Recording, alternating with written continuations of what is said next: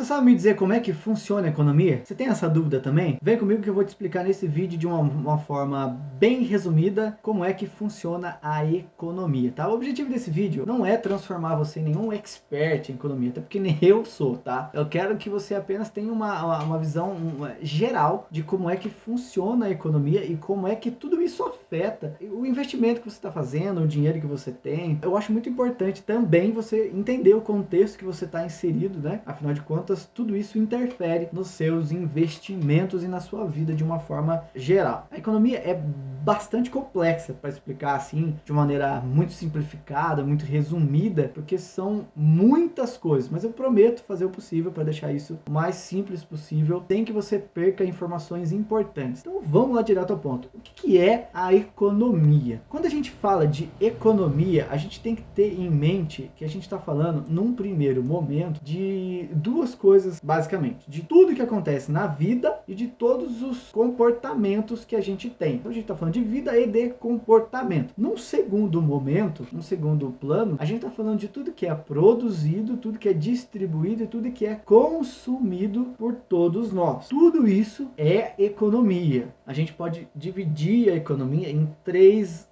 grandes setores. Existe o primeiro setor. O primeiro setor é a parte da agricultura e da extração de matéria-prima, né? Então a gente tem minério de ferro, petróleo, a gente tem várias coisas nesse sentido, né? Então é o primeiro setor, tá? O segundo setor da economia é o setor das indústrias, que é abastecido pelo primeiro setor. O terceiro setor da economia são os serviços e os comércios, de uma forma geral, que são abastecidos pelas indústrias. Então tudo isso é uma grande roda. Dentro desses setores da economia, existe o que a gente chama de mercados econômicos. E o que são esses mercados econômicos? O que forma esses mercados? O que forma esses mercados são as transações que são realizadas, né? As compras, as vendas, enfim. E tudo isso está ligado direta ou indiretamente, né? Por exemplo, o mercado dos combustíveis. O mercado dos combustíveis está ligado diretamente ao mercado dos transportes, que por sua vez está indiretamente ligado ao mercado de alimentação. Porque se o valor do combustível sobe, o valor do frete sobe, o valor dos alimentos sobem, tá? E isso afeta no seu bolso, no seu consumo, no seu dinheiro. Então, os mercados eles estão ou direta ou indiretamente todos ligados, né? E quem são os agentes econômicos? O que é um agente econômico? O agente econômico é o que faz isso tudo girar, isso tudo funcionar, tá? A gente pode dividir isso em três agentes. São as famílias, o governo e as empresas. Então, qual é o papel das famílias e das empresas dentro da economia? As famílias e as empresas elas vão se relacionar sempre por transações, compra e venda de produto, serviço, alguma coisa. E tudo isso é pago ou por dinheiro ou por crédito. Presta atenção. E presta atenção que isso aqui é muito importante, tá? O que é crédito? O crédito nada mais é que você comprar uma coisa e pagar com o dinheiro que você ainda vai produzir. Então, o dinheiro ele é usado como meio de troca. O dinheiro é um meio de troca das transações que são realizadas. E o que dá valor ao dinheiro, ó, presta atenção que isso aqui é muito importante. O que dá valor ao dinheiro? O que dá valor ao dinheiro é a produção de um país. Mas segura isso aí que daqui a pouco eu vou falar um pouco mais disso. Eu vou falar agora de oferta e demanda, tá? Para você entender. O que é a oferta e demanda, que é o principal fator de precificação de todas as coisas que existem. Por quê? Quando tem muita oferta de uma coisa, aquela coisa ela fica barata. Quando tem pouca oferta daquela coisa, aquela coisa geralmente ela costuma ser mais cara. A demanda, né? Se a demanda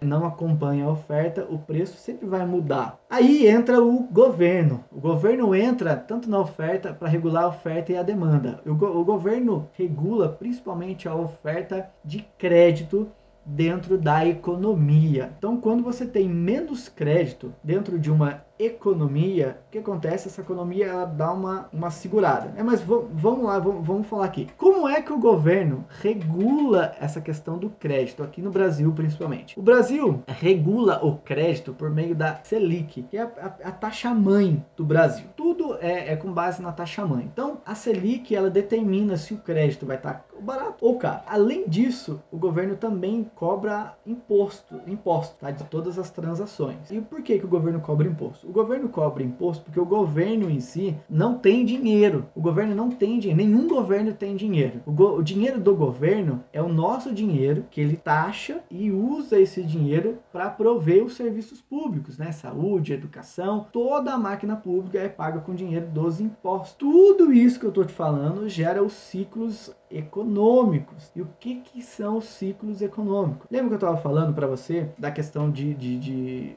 quando o governo taxa o crédito? Quando o governo deixa o crédito barato, o que acontece? A economia fica aquecida e a gente entra num ciclo econômico de expansão da economia. A economia começa a se expandir. Quando o governo taxa mais e deixa o crédito mais caro, o que acontece? A economia começa a retrair, entra num período de recessão da economia.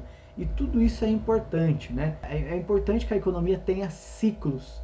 Isso é muito saudável, tá? E como é que é medida a riqueza de um país, tá? A riqueza de um país, ela é medida através do PIB, tá? Tudo isso que a gente está falando afeta o PIB, que é o Produto Interno Bruto, que é a soma de tudo que é produzido dentro da economia de um país, que é o consumo, são o consumo das famílias, o investimento das empresas, os gastos do governo, as exportações e as importações. Vou deixar aqui para você a fórmula do PIB, tá? Então vamos lá. Lembrando que o PIB é calculado sobre tudo que é produzido de novo dentro da economia.